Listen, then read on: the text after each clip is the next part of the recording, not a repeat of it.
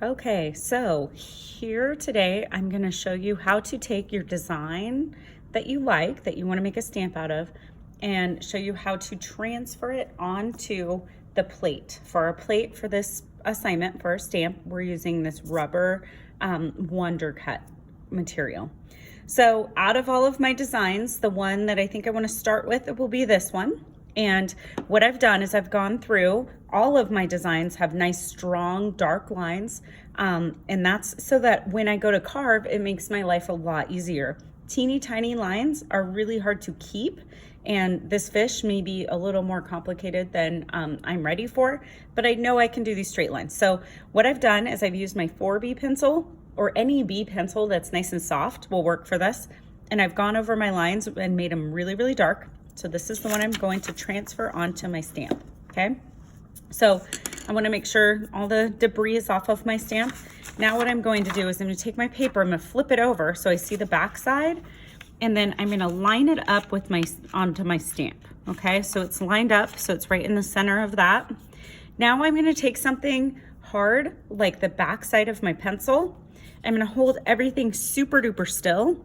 And what I'm gonna do is I'm just gonna transfer all that graphite that I put on there.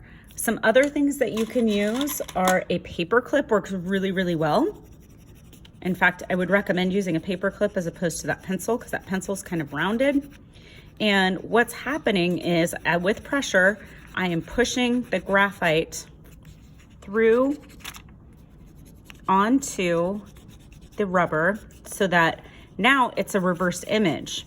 And if I start with a reversed image, that means when I stamp, after I carve, when I stamp, it'll look the right way, because stamps are backwards, they're reverse, okay? So let me peek at what I've got. I missed this corner a little bit. I'm gonna peek again, I missed this spot. So it helps if you hold it in place and you just kind of peek as you're transferring, okay? So now I've transferred my design. And before I start carving, what I would like to do to keep my design is what I need to do is now I need to trace this. And there's a couple ways that you can do that. A Sharpie will work. The fine tip Sharpies don't really hold up very well, but these nice thick ones do pretty good. They start to dry out. Another type of pen that works really well is a ballpoint pen. And a ballpoint pen would be one like this. And this works as well. It colors right on there. In fact, ballpoint pens hold up a little bit better than a Sharpie. So it's up to you with what kind of pen you use.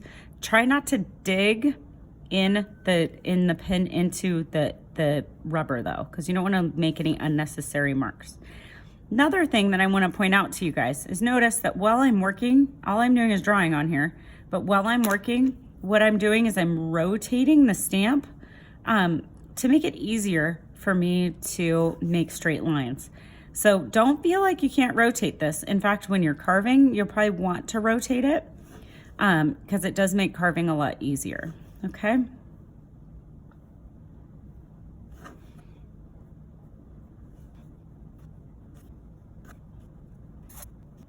If your pen does dry out while you're doing this, just to go over to another piece of paper and kind of scribble, and you'll see the ink will come back into your pen, okay? So now that I am done tracing all my parts, I'm ready to carve.